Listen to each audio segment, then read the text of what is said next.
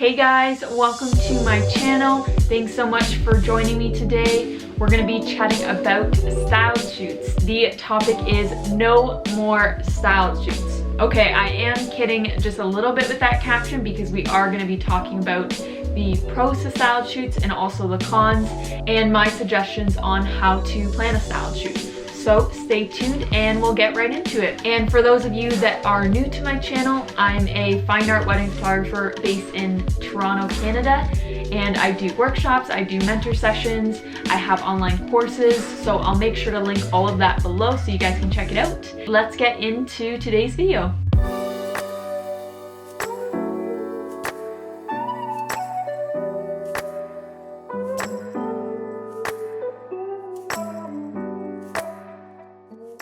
Okay, so when I say no more styled shoots, I don't mean it totally, because I do believe that styled shoots are very beneficial to building your portfolio and attracting those clients that you want to get. But my main suggestion is to stay away from styled shoots that look like styled shoots. When you're creating a styled shoot, you want to make it look like it could be a real wedding day. Like this could actually be a real bride and groom, not a model or a person that looks like they're 17 years old.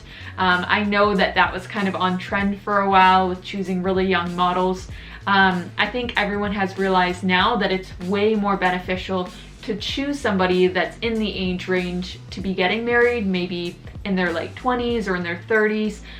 Typically people in their 30s might have a little bit of a higher budget, and so that's why I like to choose a little bit older looking models, so that way I can attract those higher budget weddings. So it's definitely not bad to plan a style shoot, but make it worthwhile by choosing older models, or just an older model in general, and it will be able to last in your portfolio for the years to come. It's not something that you're gonna have to throw out in a year or so. It's gonna be something that you can look at years down the road and still be able to use it. So look for older models, work with a vendor team that has the same aesthetic and the same vision as you. So if you're looking for really loose florals and an overflowing bouquet, don't choose a florist that tends to have all the flowers really stuck together and is more traditional looking. Make sure that you're choosing vendors that will fit with your style and fit with the aesthetic that you're going for. And also choose a venue that you want to shoot a wedding at.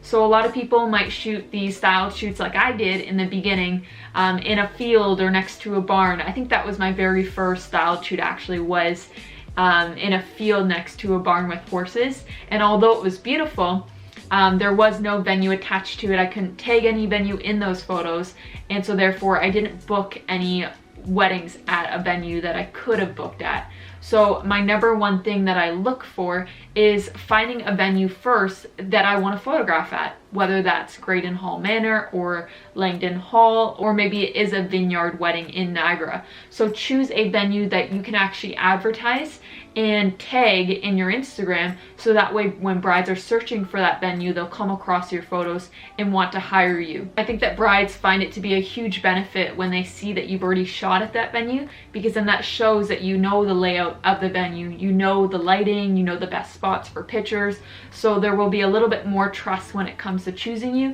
and that's really important. Another idea, instead of doing a full-blown styled shoot session, maybe you're only shooting the bride. So I'll show you some pictures from this session that I recently did at Graydon Hall.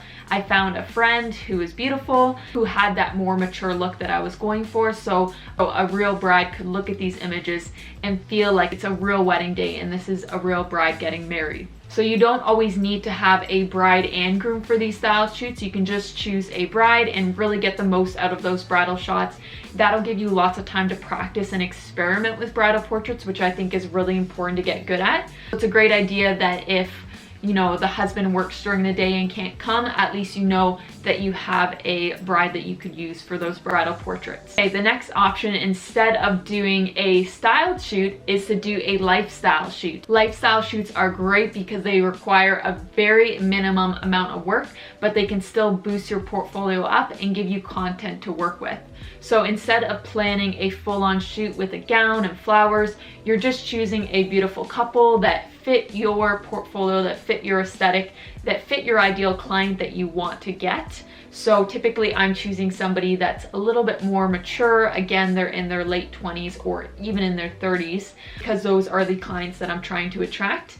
And what I'll do is I'll actually style their outfits for them, whether I get them to look through their closet and send me options, or I'll actually go to Zara or H&M and I'll buy a bunch of options and then I'll keep the tags on and return them afterwards, since they're only wearing them for an hour or two anyways. So you want to make sure that their outfits are styled, so again, they fit within your brand, within your aesthetic.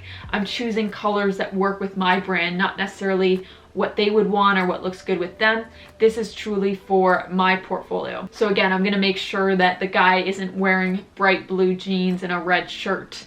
I'm gonna make sure that either I bring options that fit the aesthetic, or I'm gonna make sure that he already has options that he can bring and he can wear. Typically for these lifestyle sessions, I'm also looking for a couple that already has a beautiful home. So I may have found them through Instagram or through friends, and I'll already know that they have a beautiful spot so that I can photograph them in that spot. I do have a studio now, so I can bring couples to me, which is amazing, and I've been wanting to do that for years. But yeah, you're gonna wanna make sure that you find a couple that already has a beautiful home, beautiful furnishing, maybe that's very minimalist and has lots of white and grays, that kind of thing. When I say a lifestyle session, that also means that it can be done outdoors as well, so it doesn't necessarily need to be an indoor location, although that's kind of how it's been since it's winter right now. But it can be an outdoor session where, again, you've styled their outfits. Maybe she's in a beautiful flowy gown, they're in a field or by the water, things like that. But again, make sure you are styling their outfit, you are coordinating with them, so that way they can really fit your aesthetic. And to me, I have no problem putting money into these shoots, especially because I shoot film, so I am putting my own money into it. But then it's going to pay off for my portfolio, my learning experience, because I'm not feeling as much pressure as I would with a couple that's paying. So there's so many benefits to doing your own shoots, to getting creative, really stretching yourself and trying new things. That really is the benefit of doing styled shoots, is that you get to experiment and do things that you wouldn't have time for maybe on a wedding day. The next thing that you can do instead of a styled shoot is practicing detail shots. So these are great for your Instagram. I love having detail shots throughout my Instagram because it really creates that negative space. When you look through my Instagram, I'll post a picture right here, you'll notice that I don't have couples right next to each other. I don't have a headshot of a couple and then another shot of a couple and then another shot of a couple. What I do is I try to space out my Instagram so that there is that negative space, and I'm showing details, I'm showing landscapes, and that way it really brings your eye through my Instagram and it doesn't just get stuck as soon as people look at it. It kind of takes them through my Instagram and through a story. My recommendation is to reach out to a calligrapher that you really love, maybe offer to pay them or at least pay for the shipping for them to mail the calligraphy to you. What you can do is get a really beautiful calligraphy set, start practicing with it, get some beautiful styling boards, whether you buy them. I love Locust Collection, but there's some other cheaper options that you can probably start with.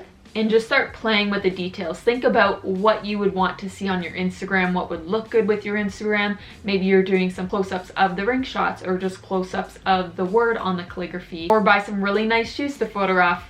Like when I bought those Jimmy Choo shoes, which were, I think, close to $3,000. And I used them for that shoot, mainly for flat lays.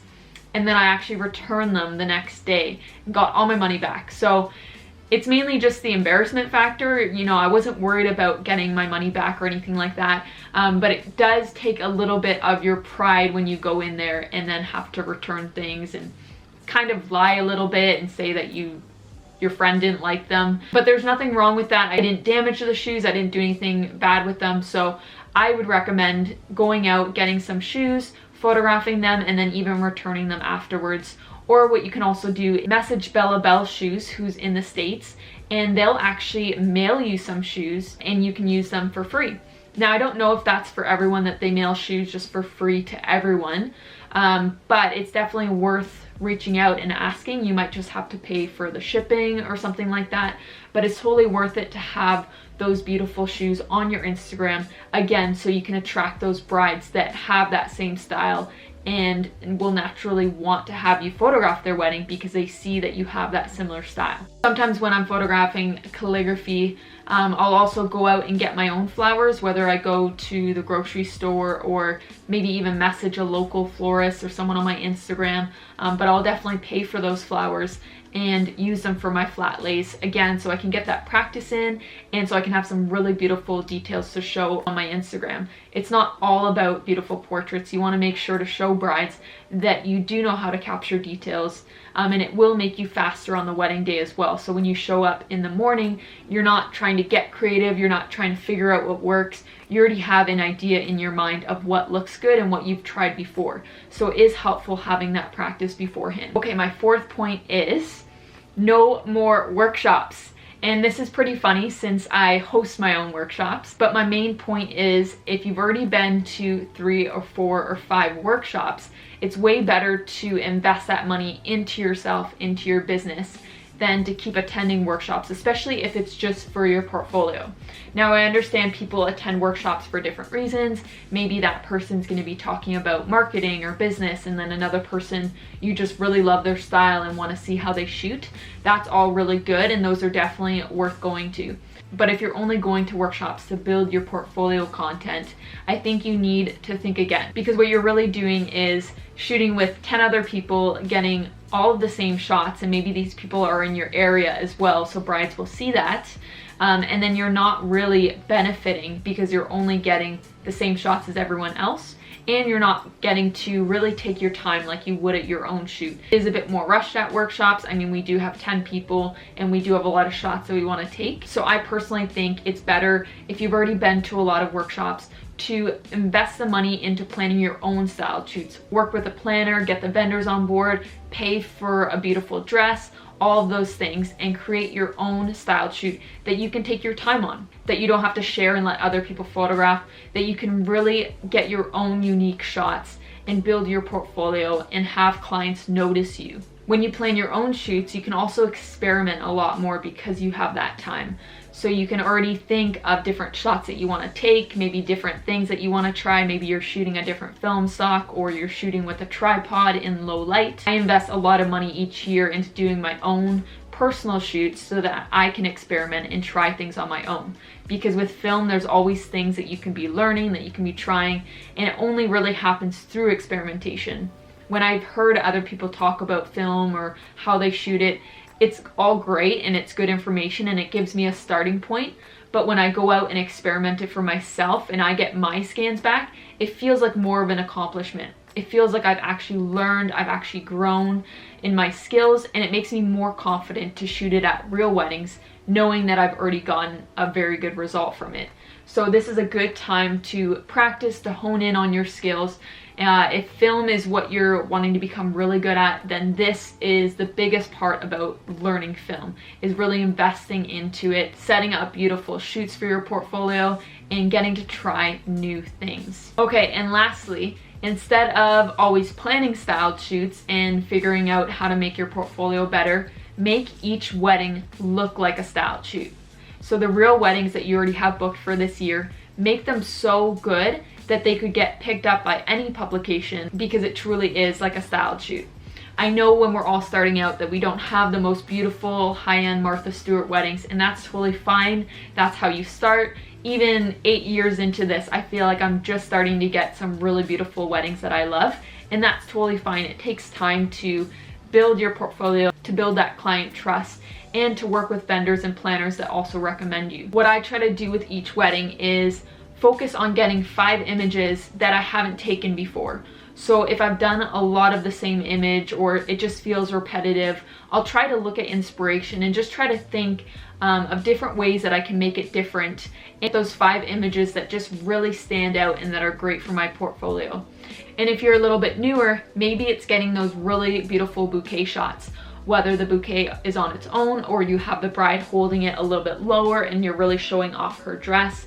All of those shots that do so well on Pinterest, those are the type of shots that you want to start building into your portfolio. Now, I don't want you to miss the point either, because it's so easy to get caught up in making everything look fine art, making everything look very styled. But what you have to remember is that a wedding isn't just about making everything beautiful. It's about capturing the moments. And after doing this for 8 years, it's only been in the last 3 or 4 years that I've really started to realize just how much the moments matter more than just trying to make it look pretty. So there's a lot of times on a wedding day where the lighting isn't the best, or it's just not what you pictured, but somebody is crying and there's a very emotional moment. Well, you gotta capture that anyways and make it look the best you can. There's always a lot you can do in post afterwards too, even putting things in black and white, but it's way better that you capture that moment than not capture it at all. So now with every wedding, I'm really trying to focus on getting those little moments that go missed, that people don't really notice or see, because I think those are what, when brides look back at their photos, they're gonna really cherish, is those moments. And the thing with real moments is that it's not necessarily something you can do at a style shoot or do on your own. You can't recreate having all the bridesmaids in the room or having all the family in the room or the ceremony. You can't recreate those on your own at a style shoot. You'll only be able to get those at weddings. So make sure that when you're photographing a wedding, you're not thinking about yourself too much. You're not thinking about what you want to photograph or what will look good for you. You do want to make sure that it is about the client and that you are getting shots that they're gonna cherish and they're gonna love of their wedding day. So I hope that this video was helpful for you guys. If you have any questions or if you have any topics for the next video, make sure to post them below. I hope you guys have a great rest of your week, and I'll see you in the next video.